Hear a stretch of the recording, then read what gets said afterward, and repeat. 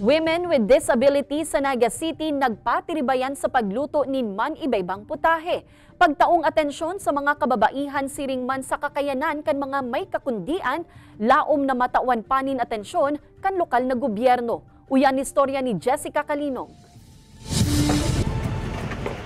See the ability, not the disability. Iniansaro sa mga mayor na mensaheng laom ipaabot kan Naga City Persons with Disability Affairs Office sa publiko sa pagkondusir nindanin trade fair asin cooking demo para sa mga miyembro nindang kababaihan.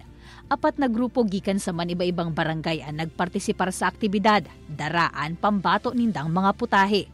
Ang grupo ninda Nanay Nora, tahong curry ang pigpreparar para sa kompetisyon.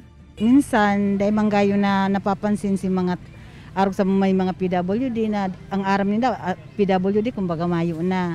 At least ngunyan po, nahihiling na tatao man kayo magluto. Ang ibang grupo, chicken pastil, pinangat, asin beef stir-fried with mixed vegetables, ang ipigluto. Parte man kan judges na nagkilati sa mga putahe, ang pirang visually impaired members kan PDAW. So dahil pwedeng namiling visually impaired sila, left behind sila. So dahil kasi saro pa makusugan sa indang pangnamit, ang pangparong, saka ang mga senses nila talagang nakakamangha. Kumbaga kaya pig-include ta sinda. Maugma po nga ni dahil si pag-ikot ni, ang mga luto po ninda, bako man lang itong bagang mga aral daw na kinakakan. Ang nangibabaw sa gabos na nilutong putahe, ang tahong curry kan grupo ni Nanay Nora.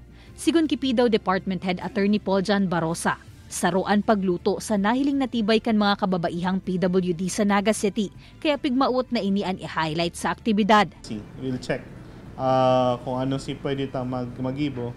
Ang sinasabi ko nga ni baka pwede mapunan siya na yun na si produkto katong iniisip ng PWD Cooperative.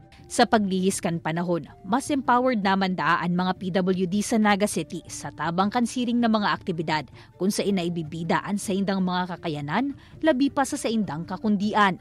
Sa record kan PDAW, nasa 8,000 na mga individual na ang nagparehistro na PWDs sa indang opisina.